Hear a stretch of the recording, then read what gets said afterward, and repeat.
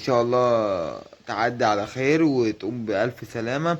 وما تقلقش يا باشا، معاك جمهور بيفهم، معاك ناس واعية، معاك جمهور بيحبك بجد، مش جمهور بيحبك بالوهم وعامل فيها ان هو بيحبك.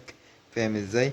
معاك جمهور فاهم وواعي يعني. فهو ولا يهمك يا باشا، مصر ان شاء الله تعدي على خير وتقوم بألف مليون سلامة. وما تسمعش وما تركزش، لا تسمع ولا تركز مع بندق بقى ولا فستق ولا لزق ولا الكلام الفاضي ده كله.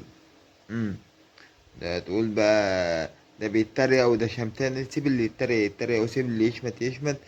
يعني كبر دماغك، ارمي كل ده ورا ظهرك يا باشا، ما يشغلكش الناس دي، ما تشغلكش اصلا. لان الناس دي فعلا هي مستنيه كده، يعني هي مستنيه اللقطه دي. انت كان ممكن يحصل لك اللي حصل لك وانت في الدنمارك مثلا، او انت معاهم حتى في الزمالك. انت فاهم؟ كان هيبقى الدعوات ومش عارف ايه ويا امام يا حبيبنا والقصه دي. انما هم عندهم هي دي العقليه الزملكاويه والله، هي دي العقليه علشان كده يفضلوا في اللي هم فيه دلوقتي ده. بس كده. ولا يهمك يا بطل، ان شاء الله تعدي على خير.